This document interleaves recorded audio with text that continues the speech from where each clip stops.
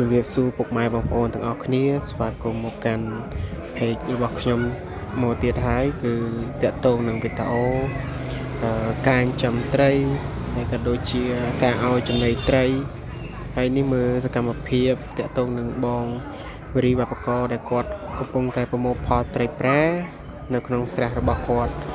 តើបងប្អូនដែលចង់ដឹងអំពីវីដេអូនេះថាដំណើរការយ៉ាងណាសូមមកទស្សនាវីដេអូនេះជាមួយខ្ញុំដំបូងនេះគឺពួកយើងបាននាំគ្នាដើរមកមើលស្រះបងប្អូនដែលកំពុងតែប្រមូលផលត្រីប្រានៅក្នុងស្រះរបស់គាត់ហើយត្រីរបស់គាត់នឹង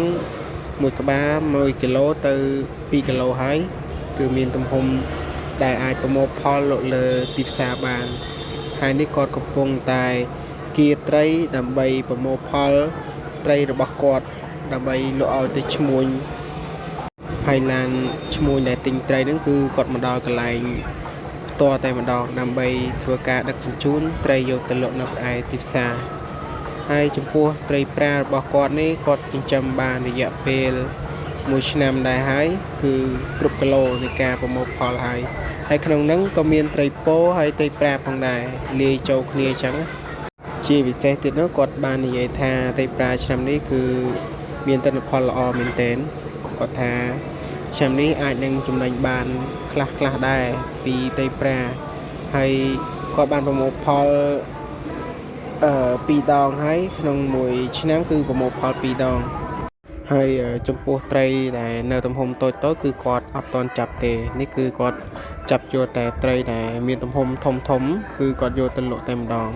គឺឲ្យគ្រប់គីឡូរបស់គាត់ហើយភាគច្រើនហ្នឹងគឺគាត់លក់ចាប់ពី1គីឡូកន្លះទៅ2គីឡូដែលត្រីនៅចន្លោះក្រោមពី1គីឡូគឺគាត់រក្សាទុកនិងដើម្បីថែបំពន់លក់នៅពេលក្រោយទៀតជាទូទៅនៅនេះគឺភាគច្រើនគឺគាត់ចូលចិត្តនិយមចិញ្ចឹមត្រីប្រាច្រើនជាងត្រីស្ដោចំពោះត្រីស្ដោមានភាពងាយស្រួលក្នុងការធ្វើចំណីការដាក់ចំណីអីហើយអត្រានៃរសវាមានច្រើនជាងត្រីស្ដោអញ្ចឹងត្រីប្រាវាធន់នឹងទឹកដែរនៅពេលដែលវាមានទំហំធំគឺវាអត់មានបញ្ហានៃការងាប់ច្រើនទេសឹងតែមួយខែអីគឺងាប់តែ2ក្បាលទៅ3ក្បាលតែប៉ុណ្ណោះចំពោះដែលគាត់ដាក់ចិញ្ចឹមហ្នឹងគឺចាប់ពីរដូវដែលទឹកឡើងគឺគាត់ចាប់ដើមដាក់ចិញ្ចឹមហើយរហូតមកដល់ខែ7ខែ8វិញគឺគាត់ចាប់ផ្ដើមប្រមូលផលក្នុងការ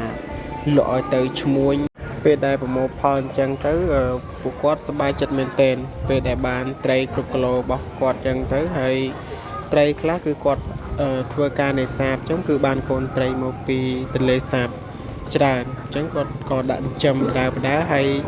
បើសិនចំនួនតិចគឺគាត់ទិញកូនត្រីពីគេថែមទៀតដើម្បីចិញ្ចឹមឲ្យវាបានច្រើនជាទូទៅការចិញ្ចឹមត្រីប្រាហ្នឹងវាមានអត្ថប្រយោជន៍ច្រើនដែរហើយក៏វាមានផលចំណេញច្រើនគុណសម្បត្តិវាមានច្រើនជាងគុណវិបត្តិអញ្ចឹងការចិញ្ចឹមត្រីប្រាការចំណាយក៏វាអត់សូវច្រើនវាមកល្មមដែលយើងអាចចិញ្ចឹមវាបានហើយអត្រានៃការចិញ្ចឹមត្រីប្រាហ្នឹងក៏វាមានការកើនឡើងដែរពីមួយឆ្នាំទៅមួយឆ្នាំដូចនៅតំបន់ដែលជិតទន្លេភាគច្រើនគឺគាត់ធ្វើការនេសាទទៅគឺបានកូនត្រីតូចគឺគាត់យកមកដាក់ថែបំពន់ដើម្បីឲ្យវាធំគឺប្រមូលផលលក់នៅពេលដែលត្រីគាត់ធំគឺគាត់ស្រួលក្នុងការលក់ឲ្យបានផលចំណេញទៀតចំពោះការមើលថែទាំអីគឺគាត់មានភាពថាគាត់រៀនស្ទាត់ជំនាញដែរតាក់ទងនឹងការឲ្យចំណីឲ្យអីគឺគាត់មានបទពិសោធន៍ដែរអញ្ចឹងគឺគាត់មានជំនាញខាងហ្នឹងគឺគាត់អាចថែស្រួលក្នុងការដាក់ចំណីឲ្យត្រីប្រារបស់គាត់ស៊ីចំពោះដែលបងប្អូនចង់មើលវីដេអូក្រោយទៀតសូមបងប្អូនសូមជួយចុច like share ហើយនិង subscribe ខ្ញុំមួយផងដើម្បីឲ្យខ្ញុំធ្វើវីដេអូថ្មីផ្សេងទៀតសូមអរគុណ